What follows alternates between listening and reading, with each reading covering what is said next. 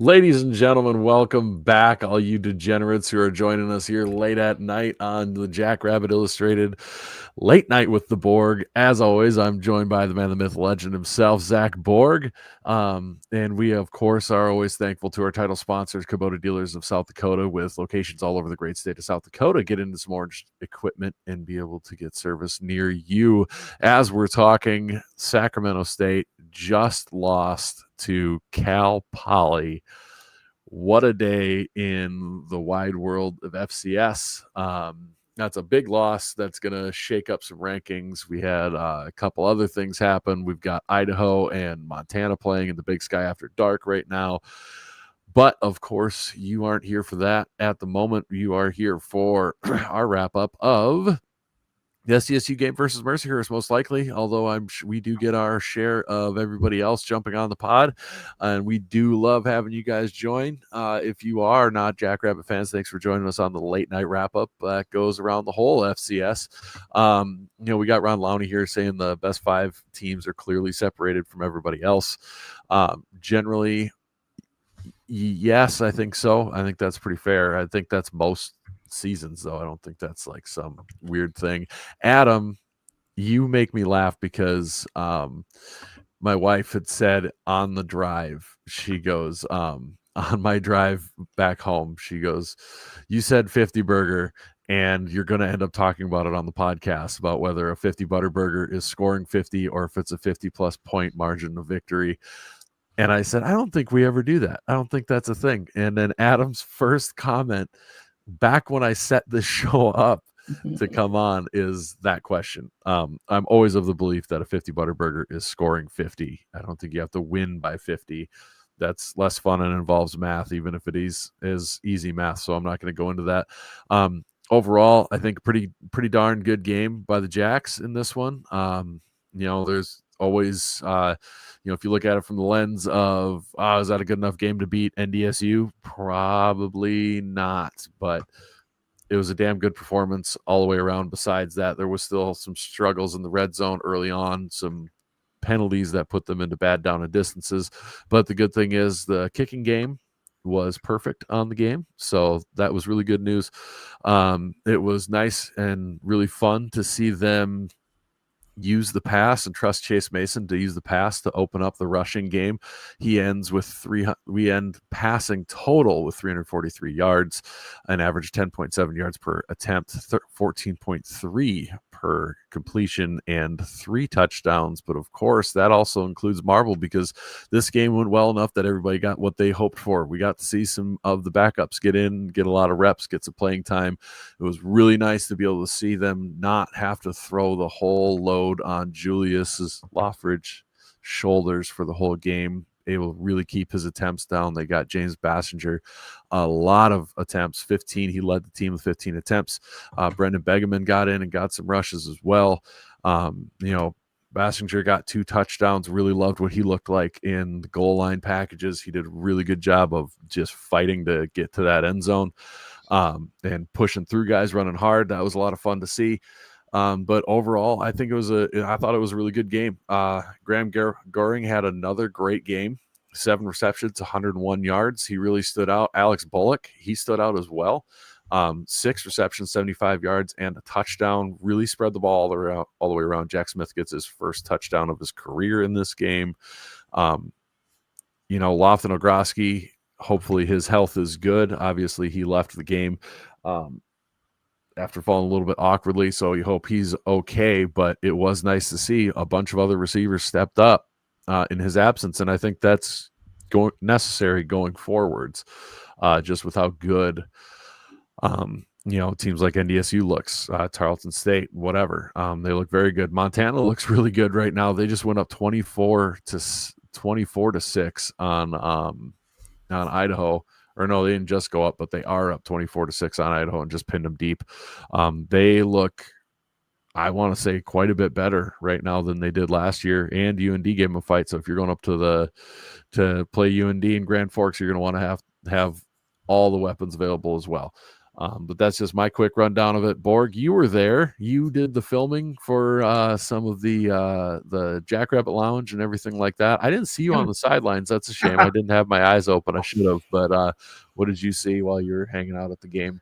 Yeah, I'm actually trying to load those up to YouTube, my YouTube page here quick, so we can maybe throw them on the post-game show, and then I'll just briefly get those up, and then I'll probably put them a longer version up here. But yeah, those are up on the Jackrabbit Lounge for you guys, so certainly go and encourage you guys to go watch that on Sioux Falls Live, and anything we're putting up as well on Midwest Sports Plus, because that's my other kind of part-time employer, if you will.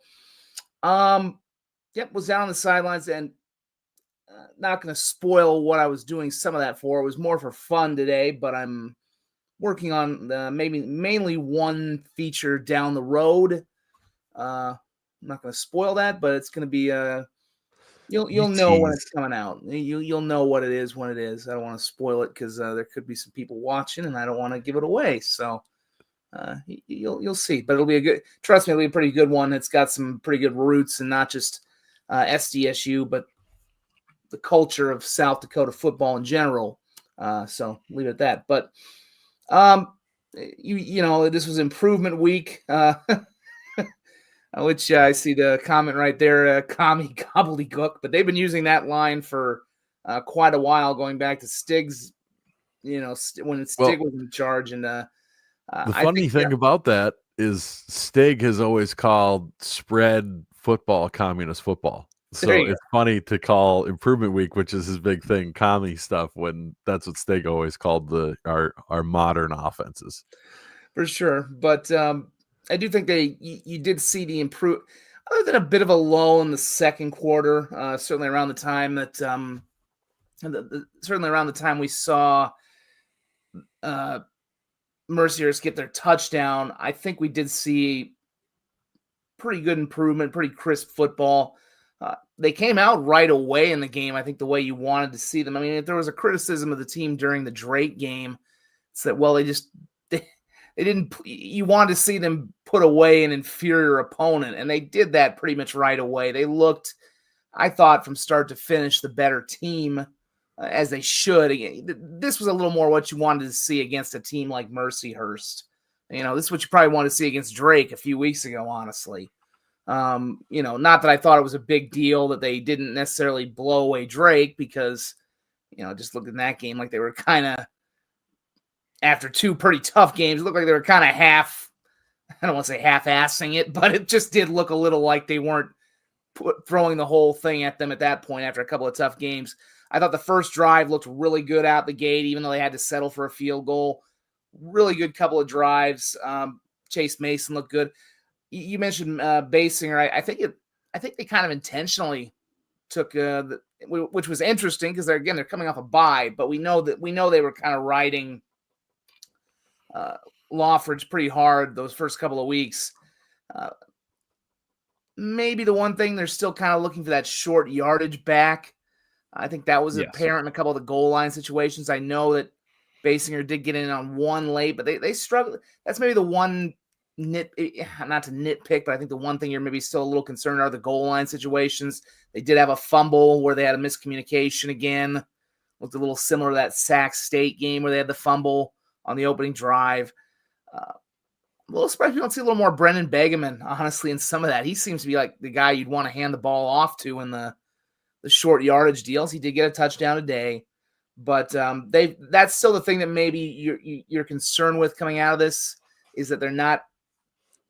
And I realize they did get a couple of touchdowns in goal line situations, but in that second quarter, when they did have the bit of a lull, the goal-to-goal offense is still kind of a bit of a concern, I would say, as you go into conference play. But otherwise, other than really the one Mercyhurst drive where they got their touchdown, defense put them away. And again, this is a Mercyhurst team which has had one of, if not the most difficult FCS schedules in the country. They've just been running a gauntlet, and they've been competitive against a lot of teams. Obviously, we know Sac State just lost, so we've said lot's been said about them, but it's still a tough game to go play on the road.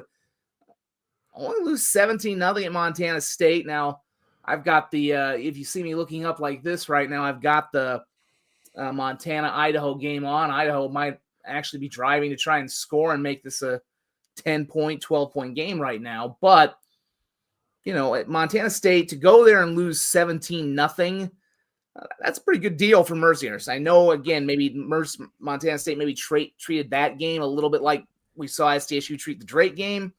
But still, I think for SDSU to beat them as badly, beat them that way after they had played pretty well on this gauntlet of a schedule, I think it's a good sign for SDSU moving forward. So still some things you'd maybe like to see them clean up, but I thought they were pretty efficient. Again, you highlighted, I thought Chase Mason spreading the ball around. I have to look it up. I don't think I don't know if he's had a pick yet, an interception. So extremely efficient, which is the other thing you really like to see. You don't want to have a turnover going. You don't want a quarterback who turns the ball over. I think that was maybe a question coming into him. I mean, it's good. The situations you're going to get a lot more pressure packed now that you get into conference play and teams kind of know each other a little better. But just like the vibe, obviously, there were some tough injuries I kind of felt for Mercyhurst too. You had two guys get carted off right away on that opening kickoff. A guy had to get carted off. So that took a little bit of the air out of things right away. But otherwise, the crowd was hopping. Just a gorgeous, gorgeous day. Perfect way to end non-conference, I think, for them. I think if you had that many concerns out of the Drake game, a lot of them were addressed today. But like I said, maybe the two things going forward, you're still maybe a little worried about the short yard, the goal to go offense, and maybe the running game's still a little bit of concern. I think they're still kind of looking for that second option beyond Lawfridge. Yeah, the interesting thing to me is how good Chase has been, and I don't know, maybe we don't make a big enough deal about it.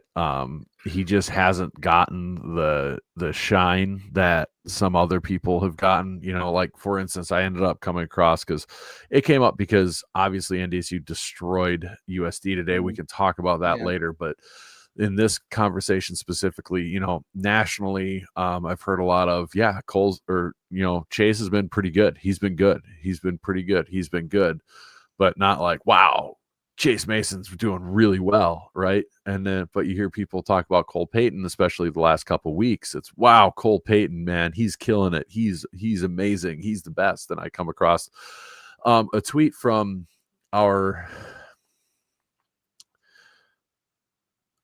doppelgangers in North Dakota at Bison Illustrated, from one of their correspondents there, and he says Cole Payton might be having the best ever start of a season by a Bison quarterback through 4 games, 72.6% completion average, 979 yards passing. That's the second most for them in the Division I era, behind Nick Mertens in 2008. 8 touchdowns, 0 interceptions, 277 rushing yards. Nick Mertens, I got to cut in there. Not great, right? Nick Mertens. But maybe you need to slow the roll and remember where Nick Mertens ended up finishing that year. Come on now. 7.3 yards per carry. He says he should be the Walter Payton front runner. And I said, wow, that's pretty good. I wonder how Chase, I thought, well, Chase has been doing pretty well. I wonder how he stacks up. I bet his yardage is way shorter and everything like that. So I went and looked it up. Chase Mason, by comparison, 71.5% completion rate, 910 yards, 8 touchdowns, 0 interceptions, 123 rush yards, 1 touchdown.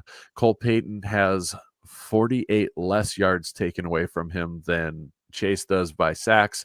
And by the way, SDSU is facing the 23rd toughest schedule in the FCS, and that includes FBS games for other teams, versus the 99th toughest schedule that Cole Payton has been facing. So maybe Chase needs a little more accolades for how he's been playing, how clean he's been playing, how crisp he's been playing, because you brought up how good he's been at not turning the ball over. Honestly, my assessment of Chase before the season started is he was going to be a little bit Brett Favre, a little gunslinger-ish. You were going to have your turnovers, but he was going to make the spectacular plays that make up for it, and he has been the exact opposite of that. And he's done so well finding receivers, quarterbacking the offense, and, to have that similar stats to a quarterback on a team that has dominated really, really garbage competition when you had to go on the road to Bozeman, Montana for one of your games and have almost identical statistics is really impressive. And like you said, they're still looking for that number 2 option. But I think the most encouraging thing about today for me as a Jacks fan is you see some guys rising to the occasion. Graham Goring, I think, last year he had some drops issues, and early this year, but I think everybody would say, he cleans that up, and he really can be a real threat, and it sure seems like he's done that so far, which is really exciting going forwards. But yeah, I couldn't agree more about the short yardage is still an issue. Even with some of those runs that Basinger put, I cannot pronounce his last name to save my soul properly. It reminds me of Basinger. Did anyone ever see a Simpsons episode? They had Alec Baldwin and Kim Basinger on. I don't. And they had Alec Baldwin, Kim Basinger, and Ron Howard on. And I just remember Homer saying, "You're Kim Basinger." And then she's like, "It's Basinger." Basinger. That's what I keep thinking with him. It's like we're getting the name. I'm pretty sure it's Basinger. I don't know, but that's what I keep thinking. Like we're in that mode with him. It's like, "You're James Basinger. It's Basinger. It's Basinger." It's just yep. So I probably would remember it better if I'd have seen that episode. Here we go. Let's see. Do we have a pronunciation? Basinger? Basinger. Okay. Yeah. This is one Mark Ovenden would be killing me on because he was always the pronunciation king at Dakota News Now. Still is kind of, but But yeah, overall, I thought the crowd was hopping. We have some critiques about what it took to get into the stadium, but we can save that for another show. I can't necessarily speak to that as much because I'm obviously kind of a. Never in all my days would I have expected to walk into a stadium and have sunscreen confiscated because it's an aerosol bottom. We're not flying on a plane. What the F are we doing here? Yeah, I will say the one time I went in, because I did go. I went to the Drake game as well. I had my credential on, so they don't really stop me in that case when I have my stuff. So it's not a fair comparison for me to make. But I didn't really have too many issues when I went into the Drake game, but I've definitely heard a lot of things. So I'll just leave that at that, and let you and others riff on that. So Dan Furman here says the wide receiver room is the deepest room on the team, and we've heard that a lot. And from coaching staff to Zim, who's at the games they're at the practices all the time, to all sorts of different people who are watching the team at practice and everything. But it hadn't equated to the games yet. You haven't seen a breakout really from those guys besides Lofton so far.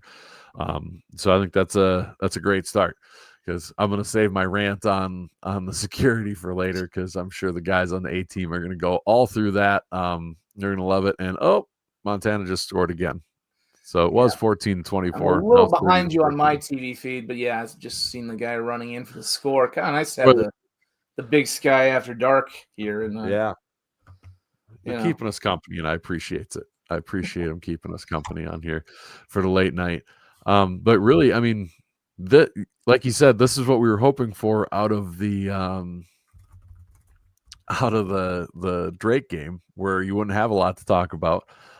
Defensively, here's two things I want to bring up that when I was listening on the radio on my way home, we had to leave a little early because a 1-year-old on the east side in that sun wasn't ideal for a full day, especially when the game starts at the middle of her nap time.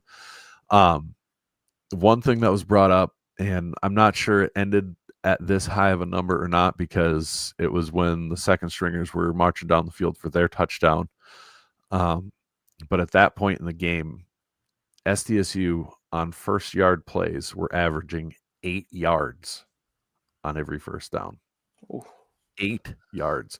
And one thing I did want to mention, I know a couple of people have mentioned, the run game looked a little slow, maybe a little sleepy, but boy, those were some big assholes that were opened up. Yeah, I mean, like there was some big assholes opened up, and that last line you just you might want to amend what you just choice of words right there, Brendan. Yeah, they got some big holes. well, yeah, it's late. It's a late night show. Yeah. But, yeah. Beyond that, no, they were opening up big holes for them to run through. Yeah, Steve gets it. Yeah, phrasing, Adam. Yeah, I know. I know it. I walked right into that. Usually I'm pretty good at that. Man, usually I do that stuff on purpose. It's worse. It's not great when you say it on accident. Maybe I just need I just need to make sure there's periods. But yeah, well, God, I forgot the run game. Yeah. But no, there was that, and then defensively, 27 different players recorded tackles. That means A, everybody was flying the ball. B, you got a lot of people on the field and got to have a lot of people. I should. I got the stereo behind me, but I got another computer right here. Well, I got the wife. Maybe I can try it here. I don't know. I got to be a little careful upstairs with the wife and kid upstairs. Well, and if you want, I can throw on your highlight video. Yep, we got a little highlight package. I've got it on an unlisted YouTube page, so there we go. I'm gonna put a longer one up here later, but yeah, just shout if you can't hear it, but we should be able to. So we're gonna go ahead and throw that up. Yeah, go ahead and do the full screen. Might be similar to a little bit of what's online. I probably won't have this up for too very long on this page, but you can mute it, and then I'll add the asshole song. You tell me when to mute it. Yeah, you probably want to lower the audio just a little bit.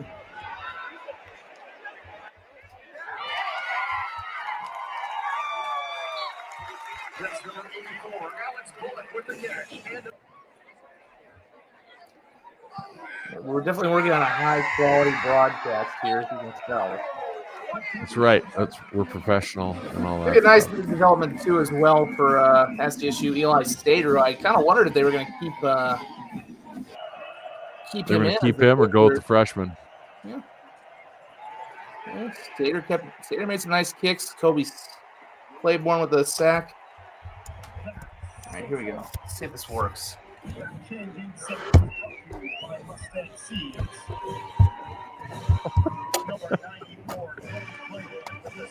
you're listening on the podcast version, we're watching the highlights that Borg put up.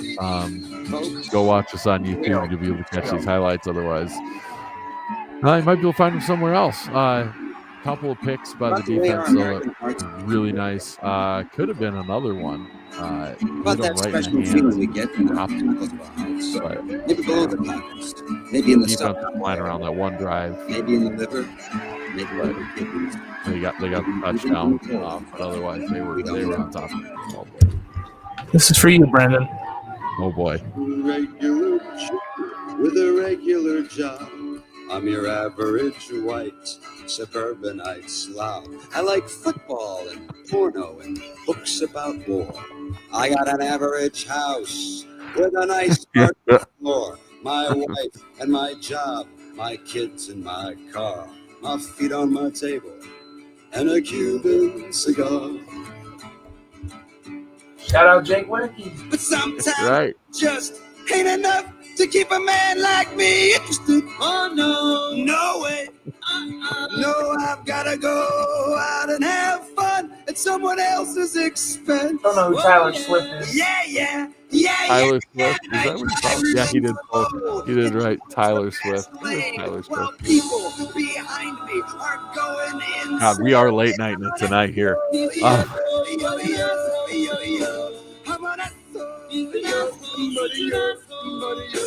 I use public toilets. Great song. Piss on the seat I All run right. around in the summertime saying, "How about this heat?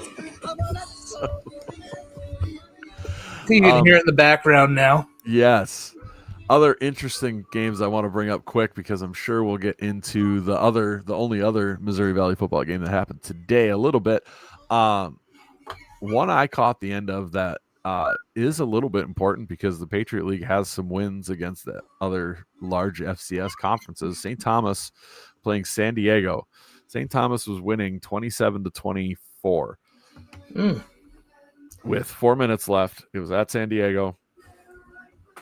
San Diego drives down, kicks the game-tying field goal with a minute and 40-some seconds left. St. Thomas gets the ball. They go to try to drive down and get the game-winning field goal at their own, 15-yard line. Their quarterback drops back to pass, gets hit, fumbles the ball. Ball falls out. Picked up by San Diego. San Diego's ball. Oh, never mind. It gets reviewed. It's not a fumble. So St. Thomas gets the ball back.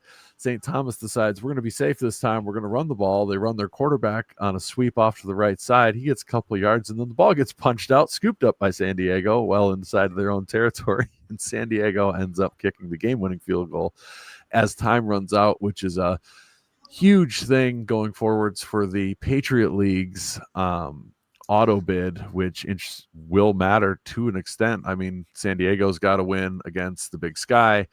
St. Thomas beat the tar out of Lindenwood, and then we've got PC, the Blue Hose. Yeah, we got another win today.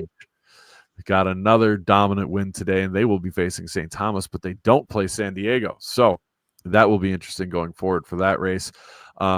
Another one that was interesting, Mercer squeaks by East Tennessee State. They've got the inside track to the SoCon title now after that, and they're dismantling of the Citadel. But speaking of the Citadel, they put it on Chattanooga. Shout out to our boy Kevin Marshall. Big W for the Bulldogs today. So shout out to them. That's exciting. And the one that really raised my eyebrows, Abilene Christian, who had just gone in and pummeled ranked Austin P, absolutely dismantled them, goes down to Incarnate Word with their quarterback they've recently changed to, and after they changed to him, Incarnate Word had gone to Northern Arizona, lost to them, subsequently got dropped out of most people who pay attention's polls, and then they play Abilene Christian, who was very close to a top 10 team for me, and absolutely pummel them. Yeah, it looked a little more like the Incarnate Word we were expecting this year. Yes, they became the Incarnate Word we were expecting in that game. We'll see if it continues forward. And then the last one, there's two to bring up. Cal Poly beat Sac State, which at this point, in my opinion, Sac State is not an impressive win anymore for SDSU. It's just not. They're not good. You lost to Cal Poly. I'm sorry. It's not a good win anymore. But one that I want Jacks fans to notice, it's not going to matter because they're ineligible for the playoffs, but West Georgia gets their 5th win of the season already. They are 5-0. They are in their 2nd year of transition in the UAC. They beat Southern Utah 27-24, and it's not their 5th win like a UTRGV where they've been beating non-D1. These are all FCS teams that they've beaten. They've got SoCon wins, they've got UAC wins, and the reason that that's important to me is I can think of a couple schools that people didn't know much about when they were transitioning and won a bunch of games in a conference that wasn't considered a power conference, and now people talk about them a lot when they talk about FCS football because they reside in the Dakotas. Specifically, one that came out and won is just north of us and has horrific colors and nobody really likes them. But and we just got another touchdown in Idaho, so they're not going away in their game. Hey, that's good because I want that to be interesting. And maybe this game will settle something too, because we've got Montana wearing all black, Idaho wearing yellow, which just for the record. Maybe we can do the color scheme game when USD and SDSU play, because I'm just saying. Yes. I've been begging for this for a while. I mean, I don't know what that rule is. I mean, I'm guessing maybe one has to wear all black, so maybe we'll see USD have to wear black. I don't know, but I still think they should be able to wear red and blue. I don't understand why that isn't a thing, but I think it has more to do with the home team agreeing to, or both teams agreeing to it. I think. Well, I do remember in 2013, it was the very first year I was out here. They played in the Dome, and you had SDSU wearing an alternate yellow jersey. Yes, the yellows, the bananas. Yeah, and then USD wore an all red. So that's the closest we've come to the all colors. That's as close we've come to having them wear, their traditional colors in it. So, yep. But I don't know. I don't know. The colors aren't close. They're not close colors to each other, so you're not going to have a confusion issue on the field. And I get the sense both schools would want to do it. This isn't like you'd have Northern Colorado who wouldn't want to punk out and say, no, we're not going to wear it. I get the sense both schools want to do it. I'm going to stand up for Northern Colorado a little bit here because I got a feeling that USD did not say anything early enough. Because if we know one thing about their athletic director, he's not shy about putting his feelings on social media if USD gets wronged, which I don't think is a bad thing at all. That's fair. And he said nothing. Yeah, that's a little interesting that he didn't say anything. And it feels like maybe that got brought up a little late in the process. And Northern Colorado went, well, no, we don't have those ready for this. Yeah, we've already got our regular ones packed up, so we're not going to do this. Sorry, and because otherwise, that's especially ruining something like a whiteout like they had planned. Like that's something that I'm sure Schemmel was not thrilled about at all, and would normally have said something about, unless perchance they maybe asked a little bit late. Also, a little interesting here too. Idaho went for 2 and got it. I'm not really sure. It's 31-22, so right. How's that math? Well, now you win with a touchdown and a field goal. If you hadn't gotten the 2, you'd be in a deep stuff. They always say play for the win, and if you could go for 2 now, what are your odds of not getting it? I guess twice in the event that you get to a tie. So if you miss it now, you can make up for it on another touchdown. Another interesting score, kind of looking around the country. I saw this highlight randomly pop up. Another one of those teams that we're kind of looking at for eventually that'll be available. You mentioned UTRGV, UT Rio Grande lost it. They lost their first game. Like you said, they haven't played a lot of Division I teams yet. They lost at Southeast Louisiana, 45-31. The quarterback for Southeast Louisiana was one Carson Camp. Yep. That Carson Camp. He was 10 of 13 for $130 and 2 touchdowns. Also had a couple of also had some decent running numbers as well. But yeah, he, been a weird journey for him since he left USD and was, ironically replaced by Aiden Bauman mid-season during that wild 2022, which is starting to feel a little more like the current vintage, unfortunately for the Coyotes. But interesting. Yeah, I had a Coyote fan say, Jesus, he must be a doctor by now if he's still in school. But people forget he was only a true freshman in the COVID year. So he got an extra year out of that. So, yeah, interesting that he's still quarterbacking. I know I still had some Sac State fans who were a little disappointed they didn't play him more the year he was there. I don't remember where he went. He had been, I don't remember where he went after he left Sac State, because he left, I think he left after they were in the playoffs, but he obviously still had some eligibility left, and he is obviously we just missed seeing him potentially last year, because obviously the Jackrabbits were down at Southeast Louisiana last year, but yeah, he is back and starting in the FCS in Southeast Louisiana. Maybe he has a chance to contend in the Southland. They're 3-2 and now 1-0 in that, and they're usually a team that is in the thick of things in the Southland, if you will. Obviously, going to be an interesting week as well. There's supposed to be some expansion in the UAC. We've heard. Supposed to be 3 teams coming in. There could even be some rumor. There's been some rumors that could be Sac State could be in that mix. Their president came out and said that it's not them. Oh, yeah, Twitter okay, so replying he to said that somebody. now. Well, that would Um, make sense. I the- mean, obviously, I'd heard that rumor that it was them. I didn't really buy that because, for where they want to go, that wouldn't make a whole lot of sense. I think they're locked in on independence, but I'll be interested to see who actually is going to the UAC. I would think maybe it's some of those newcomers that we've kind of mentioned a few times. That's a growing conference. If they could nab some of those teams, that'd be a big coup for them. Well, here's the concern for me when it comes to that. From a SDSU, USD, Dakota's perspective, if you're a Summit League fan, whoever the UAC is adding is probably someone you would have liked to have added. Yes, At least that's one true. of them you would have liked to have added to the Summit League there's potential I've seen bandied about by some outlets, not major, not like The Athletic or anything, but some outlets that have been right, some Mountain West podcasts and things like that have been right on a fair amount of things when it comes to this.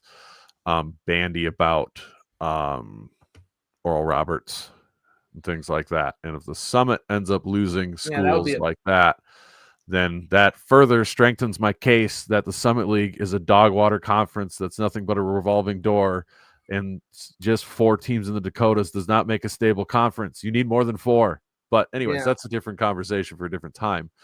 That will be it's a interesting. Different kind of podcast there. That's a different podcast. We've yet to do a weekly basketball one. That's a little bit of a different animal. Right. If we ever go to that. Well, I tried once, and I am not knowledgeable enough about basketball to talk about it too much. A little bit harder when you have more games, and we're all kind of in that boat there. But no, I think look at the Big Sky. We talked about Sac State. I'll be curious. They were this was a big one for them. Obviously, they're going to lose part of the gamble they have made with this with whatever it is they're going to do. They're now potentially losing all of their California games within the FCS. Obviously, they're going to go independent, assuming they don't get a conference.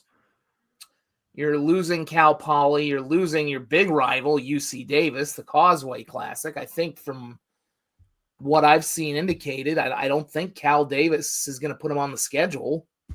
Right.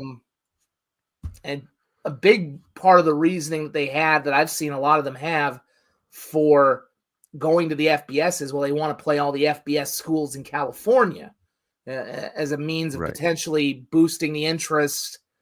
And there's some validity to that point, but boy, if you have to, as I look at Montana trying to punch into the end zone, looks like they're about to get in. If you now you're kind of what was it saying about cutting your nose to spite your face? Yep. If you're going independent, now you're losing your. Now you're going. Now they're in no man's land. Now you're in no man's land. Now you're not playing anybody in Cal. What's my guess is what they're going to do, at least in the interim, is they're going to just play. You can be in the FCS and play FBS games. That's the reality you can do. They can play there's no limit on how many what we would call body bag games. Right. They're going to play. I don't think they're going to be that interested in making the playoffs. For whatever that.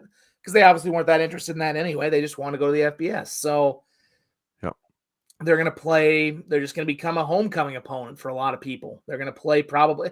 And now there is some that's definitely lucrative. They'll make a lot of money. They'll be on TV a lot. They're just going to, they're going to make a lot of money. But I don't know what they're going to do for home games, because they're going to have to fill in their schedule.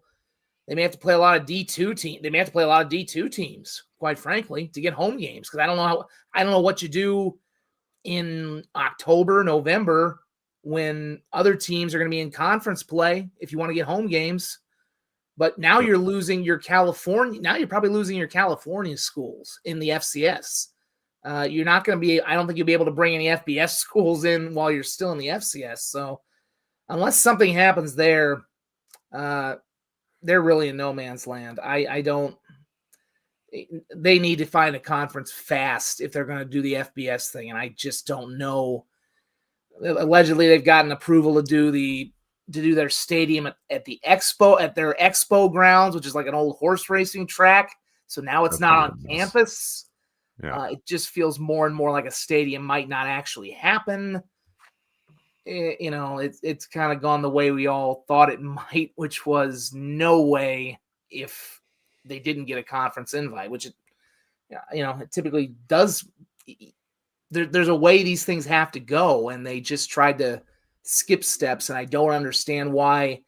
I don't understand why they felt the pressure to do it right away. Just get your infrastructure in place, and you're fine. Why they felt like they had to do it this year and next year is beyond. I think the great thing about Sac State that matters for like local, like the fans here or NDSU fans, they showed you why you can't just decide we're going to go FBS and do it, and that's we've heard why. that from NDSU people a lot. Mm-hmm. So, and recently, I mean, I heard something. I think it was on the Bison 1660 radio that Matt Larson saying, we're committed to going out. Great. I don't think there's any doubt that they've, I don't know where their fans have gotten it in their head that they wouldn't accept an FBS invitation if it came. Right. It's getting it that is the hard part, or that they're not actively trying. Or getting a good one. Yeah, getting a good one too.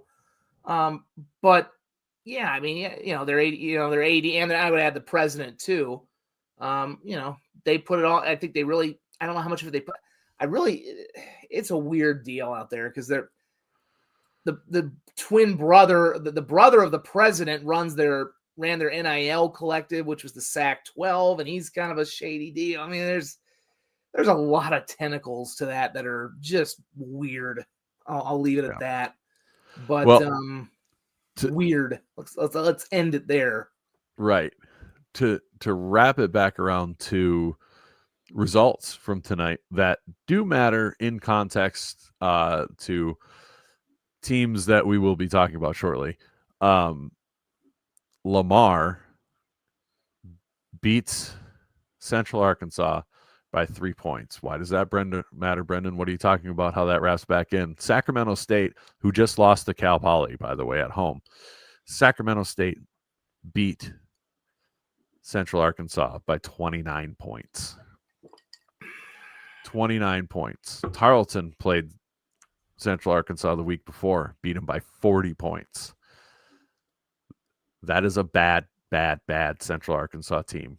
That should not be a 3-point win for a team that is good.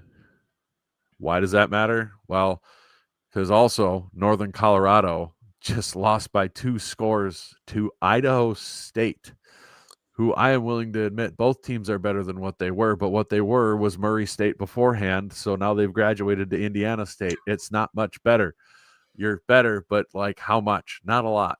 So that puts into context maybe how you get beat 51 to what it ended up being 13. From friends that I have up there, and Brian says it's NDSU by themselves. I mean, that's where I'll put in the fine. We'll get into that. I will say this. Friends I have up there who definitely have seen a lot of football come through the Fargo Dome told me that was a really just USD in general. And some of those things, you can watch it on TV, but until you see them in person, then it makes a big difference. Size, speed, talent. USD was severely lacking compared to all the years past. They said they were one of the smallest, slowest teams they've seen in a long time. And those were NDSU fans who watched them. That's not me. That's not my words. They have no reason to hate USD other than losing to them twice. That's what they said about USD when they showed up. And then when you have other results, and I know transitive property, I make fun of it all the time, but when they're losing to Idaho State and the team you lose to barely squeaks by a Central Arkansas, who at this point, I'm not sure how many, I would maybe favor them against Drake, but it wouldn't be by more than 7. and they're beating them barely by 3. That's a lot of signs are not pointing up for a USD program that just got pummeled. And it's one thing I don't have the energy to do it because I got myself and a couple other people who vote in polls for the FCS got told, if you don't have USD ranked, you don't know ball, because they beat Drake by a bunch of points. And then that same person said, well, NDSU is just that much better than everybody else. NDSU is not going to beat everybody by 50 points. The end. I will. Here's a guarantee. I don't put guarantee on SDSU games. They will not beat SDSU by 40 to 50 points. No. They will not. They might beat them, but they're not going to beat them by 40 to 50 points. And Brian, you can say it's NDSU by themselves. That's fine. You face the 99th easiest, toughest schedule in the FCS. 99th. There's only 130 teams in the subdivision. 99th. I absolutely believe no, and it wasn't Kevin. Yeah, it was not Kevin who said those things, but I got told that by a Coyote person, and a couple people got told that by a Coyote person on Twitter. Is NDSU definitely the number 1 team in the country? Absolutely. Am I fully convinced that they are on their own solo? No, because we haven't seen them play even Illinois State, who I don't believe that much in, or a Southern Illinois, who I do believe quite a bit in, or the marker game, or any of those games. They've got 2 really tough road games. They've got 2 of them. They've got to go to. I mean, even Illinois State next week. I mean, granted, I wasn't. And UND's a good team, and I think they'll probably beat. I do think they are, as of right now, definitely the number 1 team, and there's a gap at the moment. Will it continue all season? I don't know. They've started really hot, but I will reference the stats that I referenced beforehand at the beginning of this podcast with how well Chase Mason's been doing, but somehow it's not as noticed when they've played more marquee games that they have almost identical statistics. You're the defending national champion. There's a level of, and it's NDSU. I mean, there's a level of. Yeah, absolutely. Yeah. I mean, that's like I said, I am absolutely saying they are number 1, and there's a gap until proven otherwise as it sits right now. They have looked that good against their competition. They have.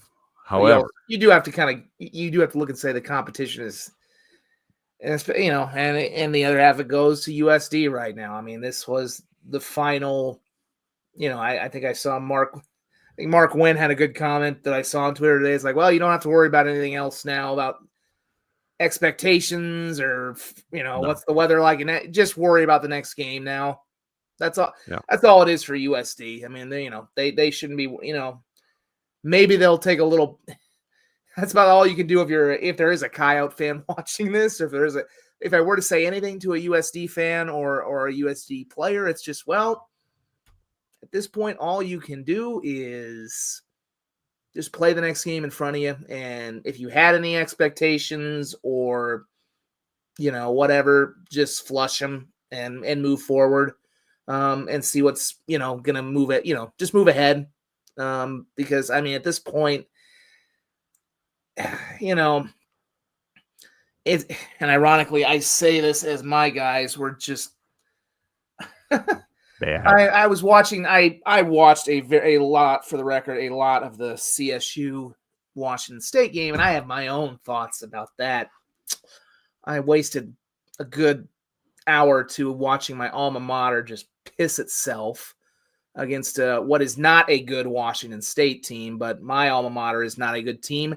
They're just a very poorly coached team. So I'll leave it at that. But one of the things I said in the past couple of weeks about Washington State and all the transfers that went, and this is not an anti-Jimmy rant, so I'll make that clear. But one of the things I've said is if you're going to be in one of those situations where you lose a lot of transfers, you really don't want to lose your offensive linemen. Or if you're going to get a lot, or you're going to take a lot of transfers, you better get some good offensive linemen. And the Coyotes' problem, number one, losing that entire offensive line that they had, which was pretty much was really experienced And yes, we were, Tate. I don't need to be reminded of that. I sat through it, and they had better. Those uniforms are not ugly. They're the state pride uniforms. Eat it. God, seen enough ugly uniforms in the FCS to last me a lifetime. Good Lord. But, I mean, it's weird because we're all in this weird situation in the portal. Every school around here, where you have to take a certain amount of guys once you lose people. And they're probably, a lot of times they're not going to be as good as what you lost because you're losing guys who were, if you're losing guys who are going up to the next level, they're probably pretty good. And you're not every guy who drops down is going to be good. But it's what I've said with, no, they're not, Daniel. Thank you. It's what I've said with SDSU. The biggest thing that happened to them was they didn't lose a ton of their offensive line. They kept Quentin Christensen. I know they lost the one lineman. His name's escaping me right now. Well, went to Northwestern. God, what's his name? I can't remember the guy's name right now. He was really good. I remember that, but Griffin Wilde. No, the lineman, Bjornston. Yes. Would have been a nice guy to keep, but I mean, I think they lost their entire offensive line. That's just something. Well, and they played together for a couple of years. Not only that, you lose your entire. You had cohesive. That was a group that had played together, and they lost the offensive line coach as well. That's something you don't replace. So that's a unit that's gone, and then you lose pieces and pieces here and there. But I think losing that is something that I just think their losses were something that were, and they didn't. And it's pretty clear they didn't necessarily have the depth behind it to fill in right away. I think SDSU was maybe a little better positioned in places, especially in the defensive backfield. We're seeing that now to be able to fill in. But, man, when you lose offensive linemen at this level, it's killer. And I just don't – that's not a knock on the guys they brought in. I'm sure maybe with time, as we get deeper into the season, those guys will elevate. But, just it's a tough deal when you lose an experienced offensive line that's played together for a couple of years.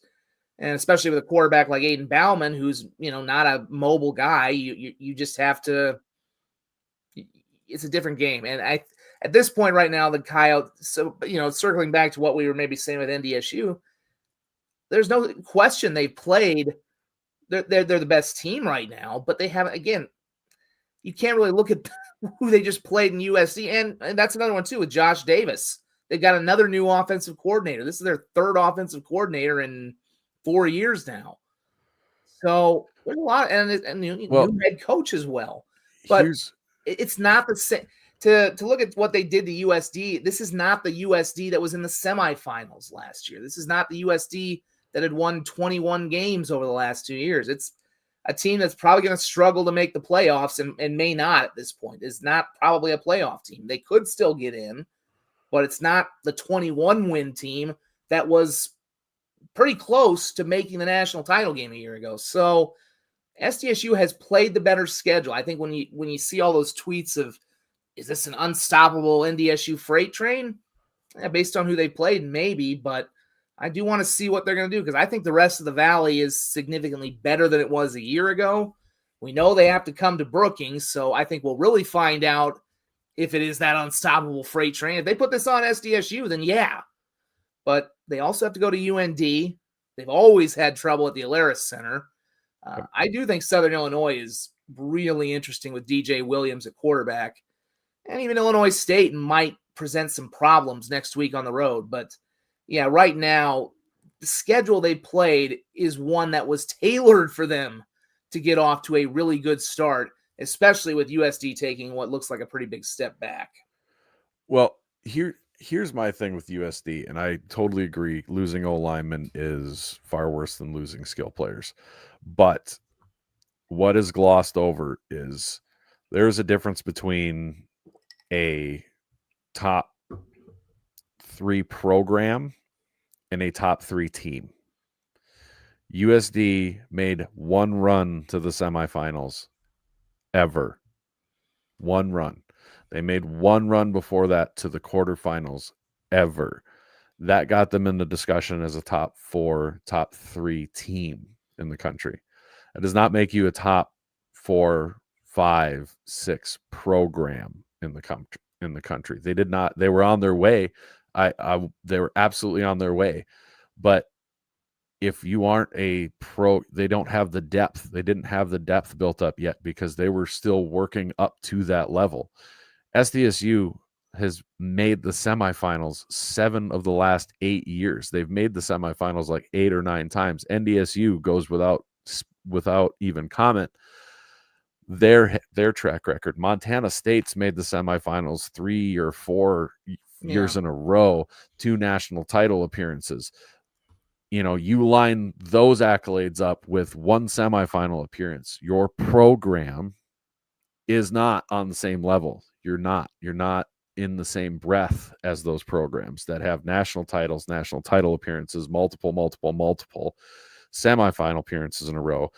Never mind how many quarterfinals have been made in a row. SDSU has more playoff appearances by magnitudes than USD has playoff wins, period, in a row. And that's not total.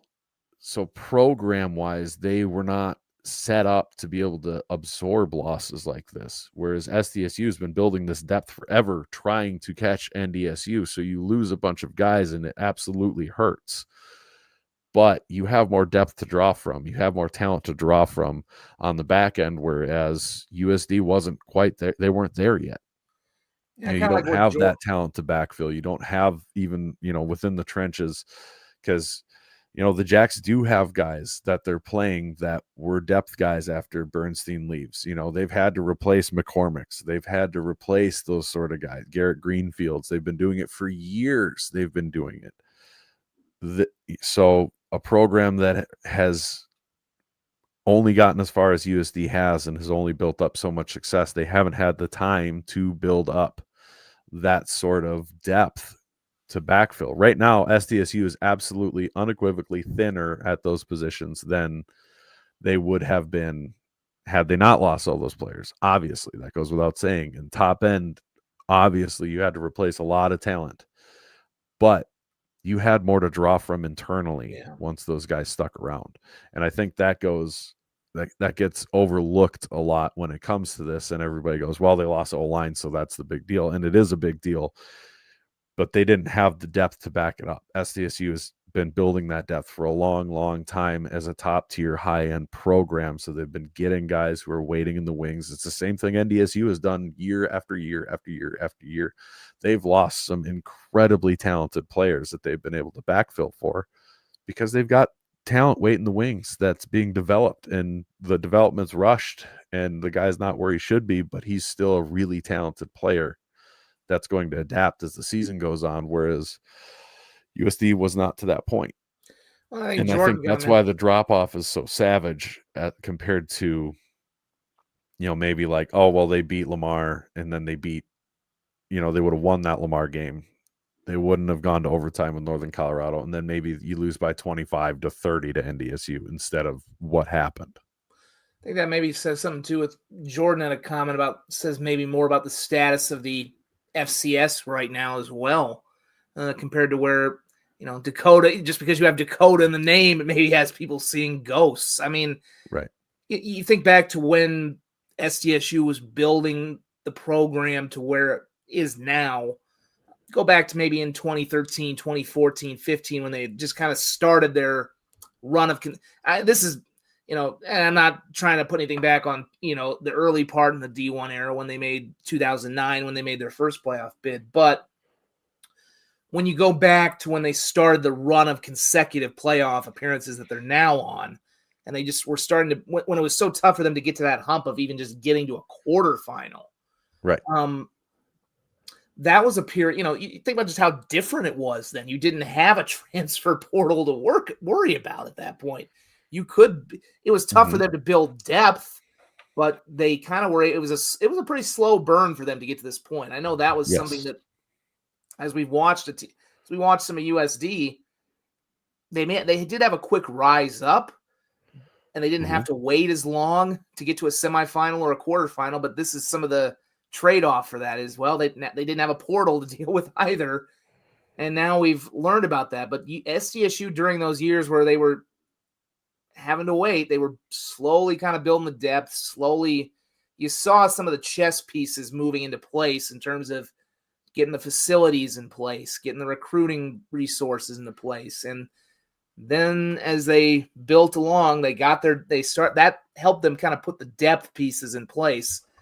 And it's built this thing over time to where it could match up with NDSU and to where it was able to sustain the losses they did take when Jimmy Rogers left and and a number of players left the program. You wonder what would have happened 10 years ago if this had happened to the program. If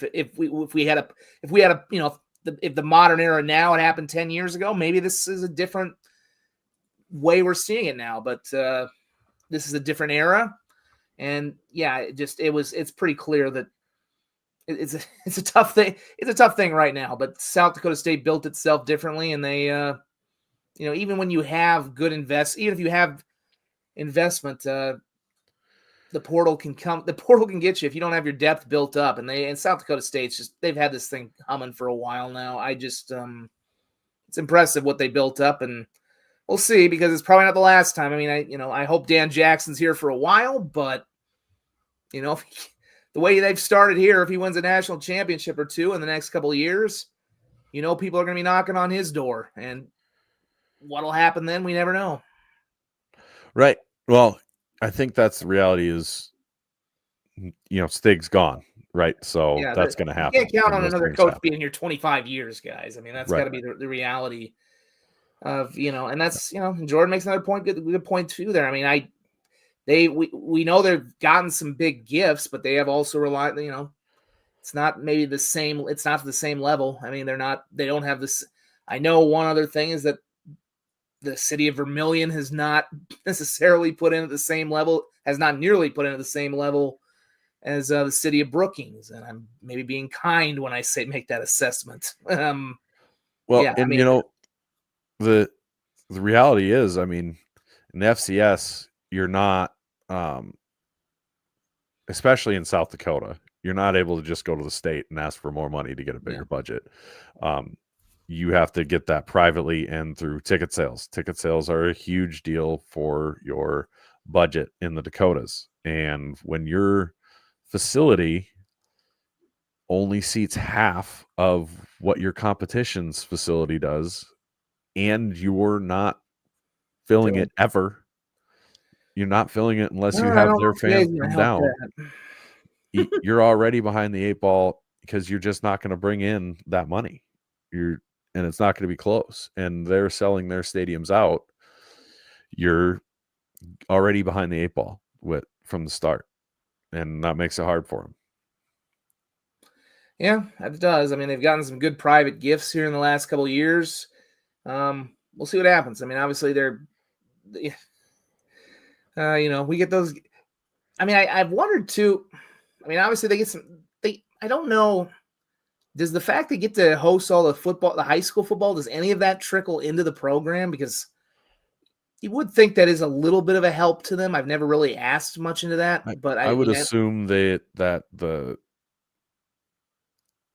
the state pays them to use the facility, or they bid and pay X amount to host, and then they get the revenue from concessions or ticket sales or whatever. I mean, I'm not saying it's a big thing, but you would think there's some level of investment there from the state as well, because the state probably although I thought the state football championships did well in 2019 when they were held in Brookings. I have no problem holding them outdoors. I like outdoor football, even if it's in November. I've never had a problem. I mean, I played my high school outdoors. I played championship games and playoff games outdoors, so it was no problem to me. So, but I thought it did well. We had pretty good weather the one year it was outdoor, but I'm pretty sure the state prefers having those title games indoors. State loves their domes. The whole state does. Well, they're all Vikings fans. They want inside comfy little poofy Well, and soft football. And now the facility is going to be a football only one because they just had that gift to open a track facility that's going to be opening up here in the next few years. So, and they've gotten rid of the pool, so it won't have a chlorine smell as well for you guys. But which actually would affect the Jacks because they were the bench. That'll affect the Jacks when they go down there, so they will have to have that chlorine smell right behind their bench. I'm sure Now, if I were USD, I would still make sure the visitor locker room is just as bad.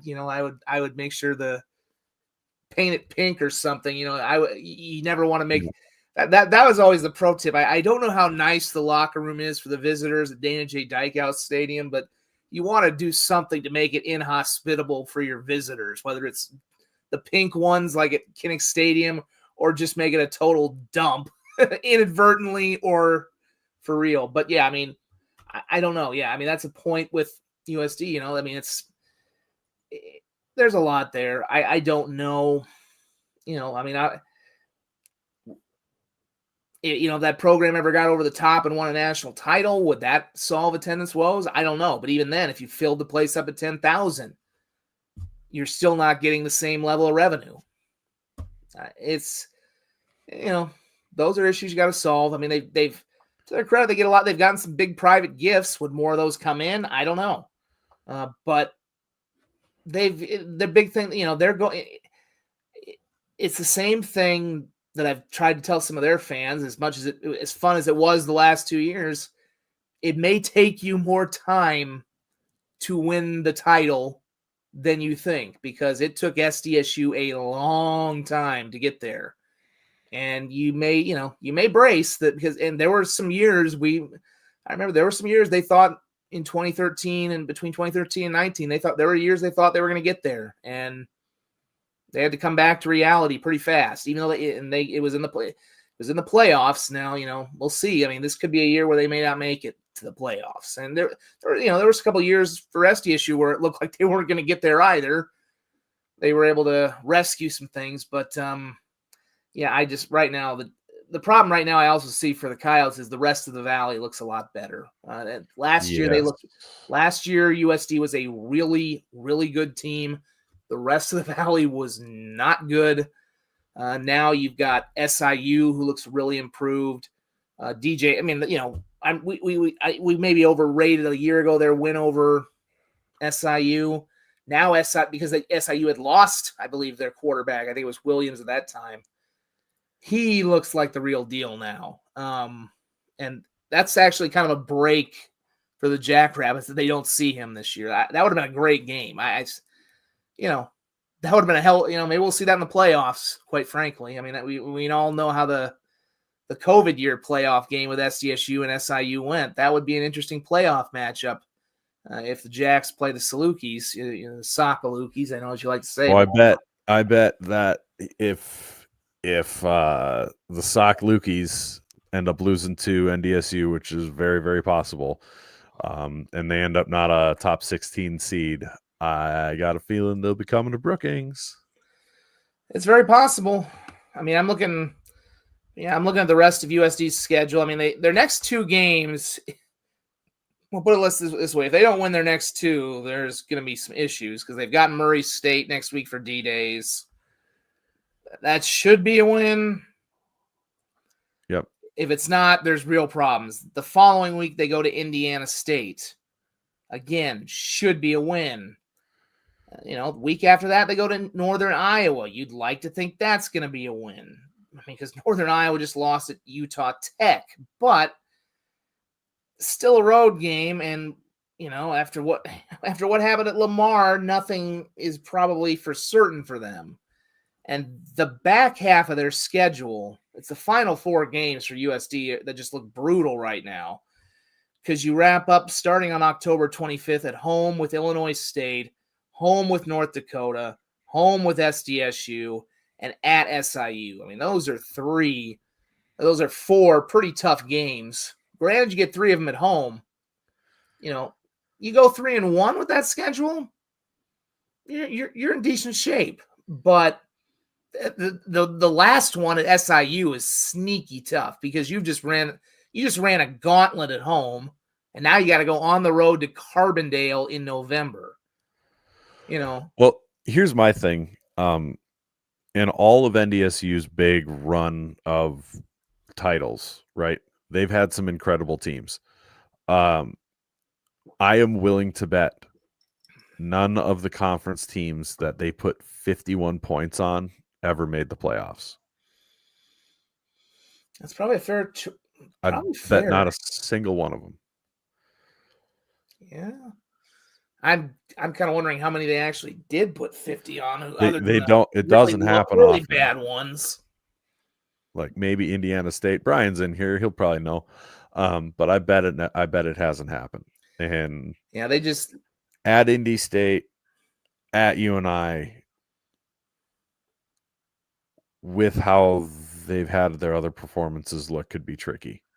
Yeah, I mean, Indy State could be a.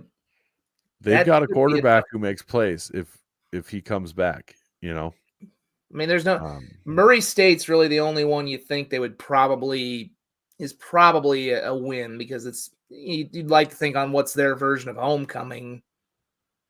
Yeah, you'd think they could get that one, but even and again, Northern Iowa's had a lot of problems. They just lost at Utah Tech, but I mean, you still have to go to their dome. That might be their homecoming for all we know. I think it could be.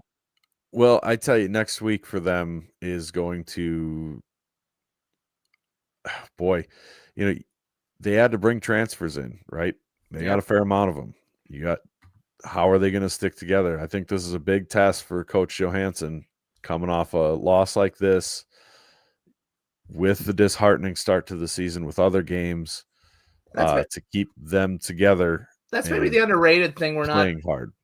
Maybe the underrated thing we're not giving enough credence to is the coaching change. And that's ironic we mentioned the Johansson, because Bob Nielsen's their Dakota Day. He's the parade marshal next week. I mean, I know a lot, that coaching change, we talk about the build of SDSU, who was at the center of that for the whole thing. Stig, you had the one presence the whole way. The staff had changes along the way. Obviously, you still had a couple of stalwarts there, like Jimmy, who was around for the whole thing pretty much, and guys like Bergstrom was there. You had guys who were there even though they would leave along the way. But you had that one stable presence, and I know, even Nielsen had quite a bit of turmoil in 2022. This Montana game, it's 41-30, by the way. What was the spread? Yeah. 14. Oh, well, unless something crazy happens here in the next... Vandals just put one in the end zone, so it could be a bad beat. Oh, man, if I get bad beat for my third loss this week, I'm going to be bummed. Well, they just got less than a 5. Ooh, pretty tough little TD run by their QB. I picked USD and Mercyhurst to cover. And come on, man.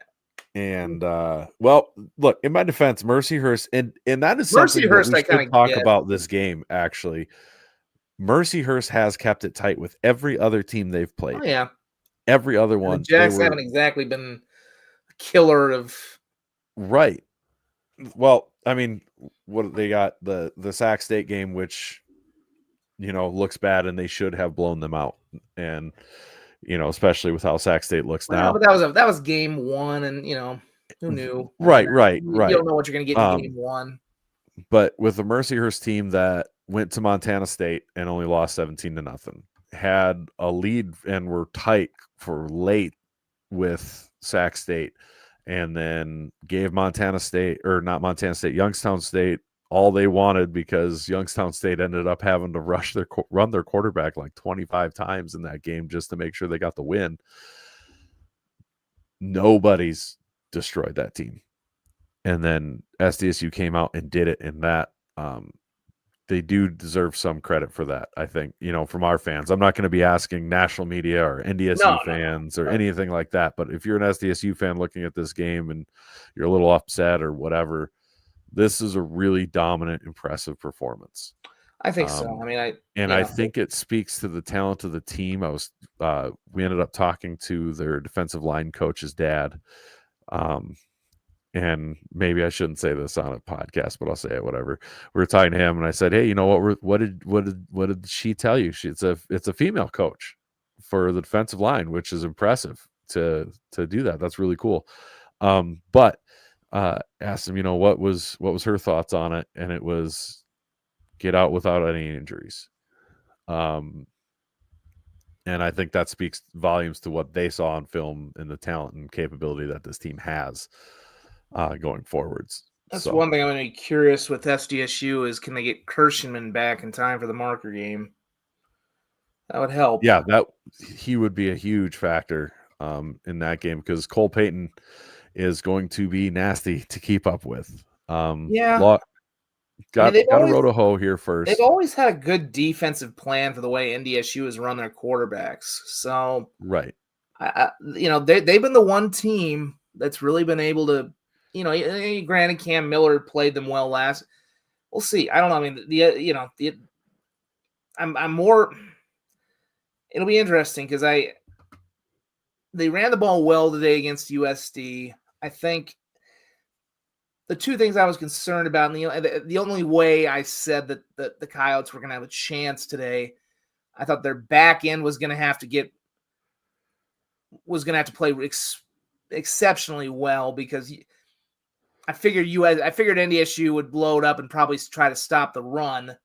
No, excuse me, never mind. I mean, USD's back end on defensively, they lost a lot of really good pieces in their secondary.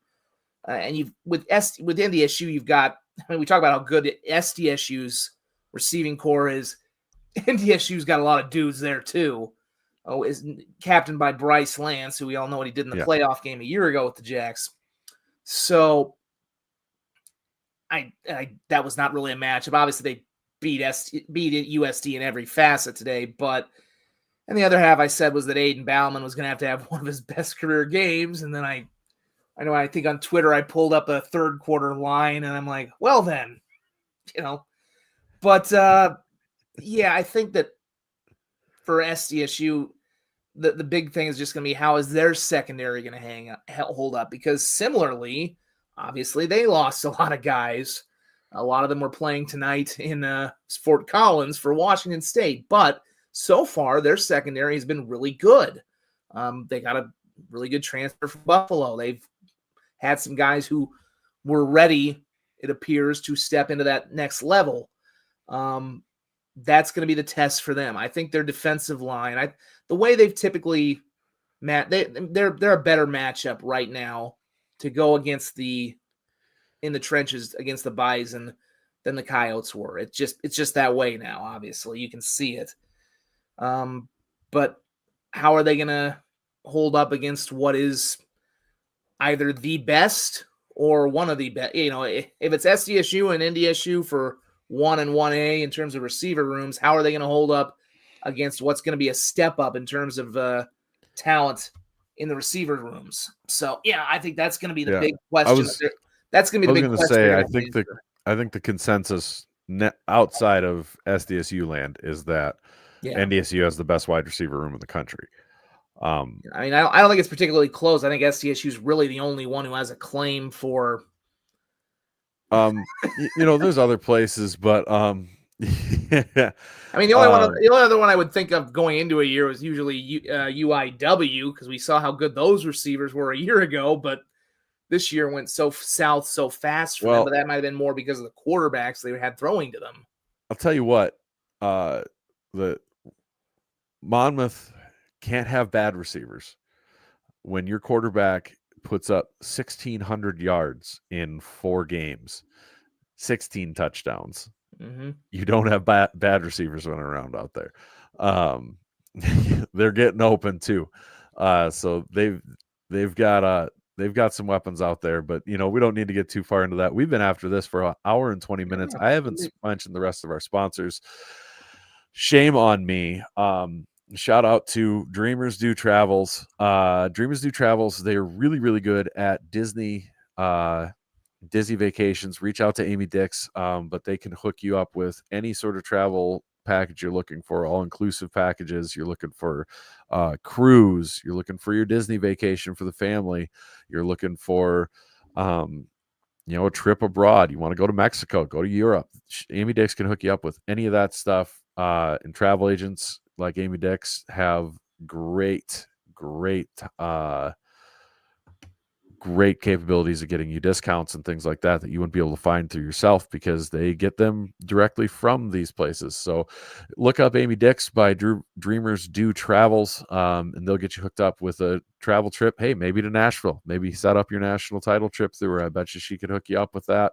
They'll do flights the whole 9 yards. So talk to Amy Dix. And of course, we're always a proud sponsor or partner of the JFPA and Wooden Legs Brewing. We're very excited to announce that we sold out Garage Time.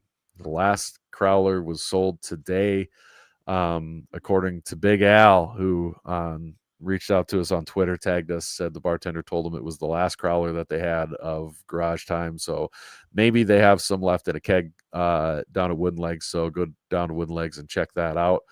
And of course, our other sponsor, Innovative Engineering, for all of your electrical and HVAC drawings you may need. If you're getting a home or business built, reach out to Innovative Engineering, and they will take care of you in getting that stuff drawn, taken care of professionally, safely, and properly. So reach out to Innovative Engineering for all your HVAC or electrical drawings you may need in your business, work, or home building adventure. So I guess to wrap it up, as we cruise on near 1 a.m., looking at the schedule next week. First full week of Valley. Finally, the first full week of Valley Conference play, although a lot of teams of interest around here are going to be on the road. It will be a bit of a, well, we're up late anyways. A lot of evening starts. The only afternoon game will be the aforementioned Dakota D-Days game down in Vermilion, the 2 o'clock start with Murray State and USD. You've got UND and Northern Iowa's a 4 o'clock start, because obviously the Panthers have always got to play a 4 o'clock game. SDSU goes to Youngstown State for their Valley opener, the 3-1 Penguins. North Dakota State at Illinois State, a 6 o'clock kickoff out in Normal. And Indiana State is at Southern Illinois, a 6 o'clock kickoff. First thoughts from you, Brendan, as we look ahead to the next week, the first full week of Valley play. I think SDSU actually has a decently tough one to start off conference play. Really happy to see them rolling at Monmouth, because, and especially with kind of how shifty their quarterback was, I wouldn't say he was a huge threat running the ball. I don't think anybody would say that, but he's definitely shifty, definitely able to move around, because you don't survive at 5'9" in the FCS without being able to make it hard for people to square you up. So I think that helps a little bit with getting ready for Youngstown State. They're going to run their quarterback a lot. And, that's the furthest road trip in the Valley. So we'll see. In a way, there's ways that this is a young team still. How locked in will they be? They haven't had, they had the trip to Bozeman. But, I would argue that was a different animal. You're locked in. It's a huge environment, everything else. Youngstown State, while they have a big, impressive stadium, which is pretty cool. If you've never been there, it looks hideous on TV, but it's genuinely pretty cool in person. It's kind of a cool setup. I really liked it when I went and visited the last summer. But they'll be at the Ice Castle. It's not going to be packed like Bozeman. So is the team locked in? How focused are they? Are they ready to roll? You cannot afford to drop this game, because then you're back up against it. I do want to check here real quick if that might be their homecoming game. So maybe they get a bigger crowd than maybe Youngstown State. Maybe it's a bigger crowd than it otherwise would be. Right. I'm gonna check real quick. And they get fans there, but that it's not like it used to be. No, this used to be the biggest stadium in the Valley. Like, I don't think some people recognize that is the biggest stadium by capacity in the Valley. Oh, yeah. It's not particularly close. It seats like 26,000 people. And this used to be a dynasty. This used to be the original dynasty of the Valley. Mm-hmm. I mean, when it was the Gateway, you had Jim Tressel. They won, I think, something like 4 national titles in the 90s. Yeah, this was I don't believe this is homecoming. It says that their homecoming is late. It's October 25th against fittingly Murray State. So That wasn't on accident. yeah, no, That was on purpose. Yeah, well, probably a good call. You don't really want to have. You probably shouldn't schedule your homecomings against any of the Dakota State schools. This is their last. This is actually their last home game for a while, I think. But yeah, I mean, it's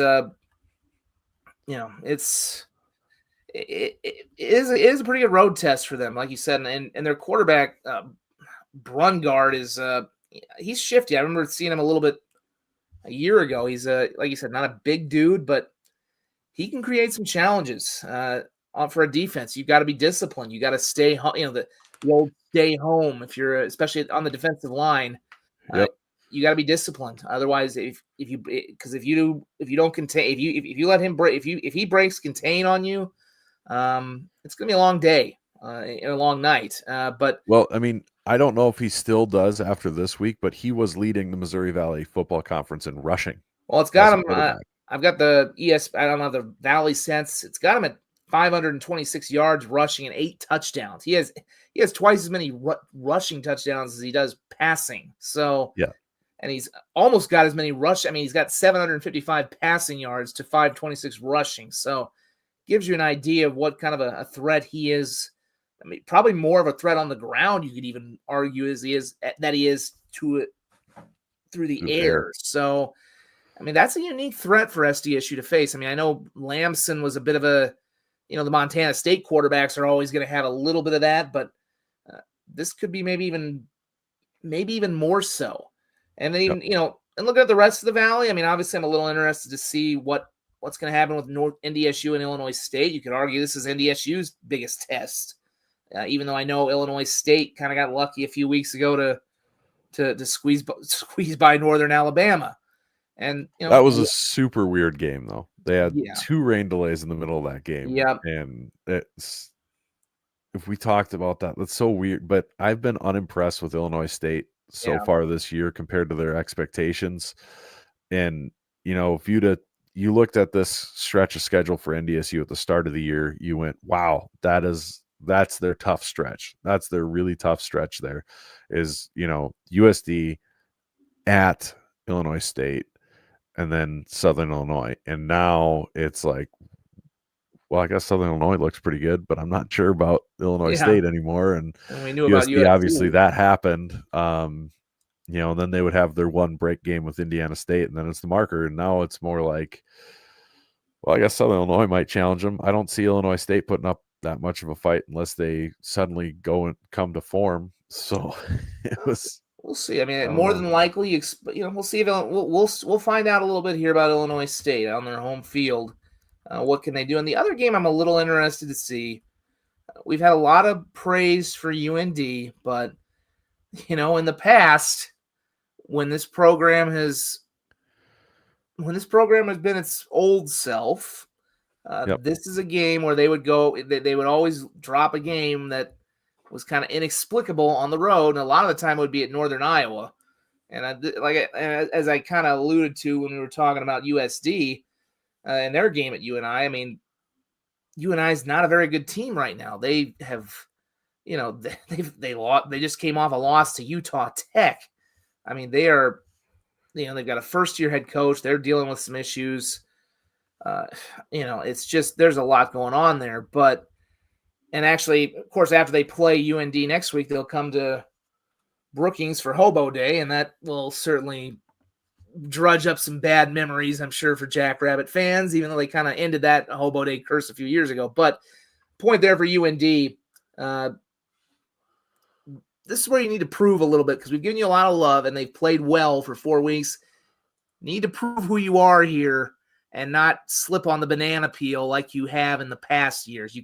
You cannot afford to have anything but a good win out in Cedar Falls. Because if they fall back on their face, that'll undo a lot of what they've done to this point. Yeah. So I think a pretty interesting first full week of conference play. And by the way, if you're a Jackrabbit fan, you don't want to go down to Vermilion and make them sulk in their woes on Dakota on D-Days. From what I've heard, the party scene is pretty good down there around D-Days. We do have a good local D2 game. We have the Key to the City game next week in Sioux Falls at Bob Young Field. So even though the Jackrabbits will not be in town, a lot of good college football action locally. You can take in before watching the SDSU game, and we'll be right back here next week, probably about the same time. It was nice to have an afternoon game, so we had some time to rest before our show tonight. But yes. We will be back about the same bat time, same bat channel next week. And shout out to you, Brendan, for the graphic, the AI, I believe, but AI generated, as you say. But yes, nonetheless, very good looking graphics. So shout out to you for that. Oh, thanks. I had some free time and played around. Turned out pretty good. Well, you make better use of your free time than me. I'll say that. Although this setup, and my yes, wife would disagree. I'm working on the tour thing. I had a computer as my you heard the audio issues I had last week. I'm still working on one of my computers here, so I'm still trying to figure out why one of them is not quite working right. So I need to get that tour going. But got a lot of I'll work on my little tour of the cave. It's pretty much done, as you can tell behind me. I've got a lot more stuff, including a couple of SDSU banners I finally put up. Yeah. So, and I got a little space over here for more eventually if any teams want to win championships here in the next couple of years. Right. I know one that would like to. I think you do. I figured you do. Yeah. I was hoping the Canaries might add one last week, but that did not end well. Just that was a little rough. So, but anyways, it's been an hour and a half. It is 1 a.m. Everyone, thanks for hanging with us. We appreciate all your likes, comments, views, subscriptions, all of it. Thank you so much for your continued support. You guys have a good night, good weekend. If you're listening to during the day, hope the lawn mowing goes well. We'll see ya.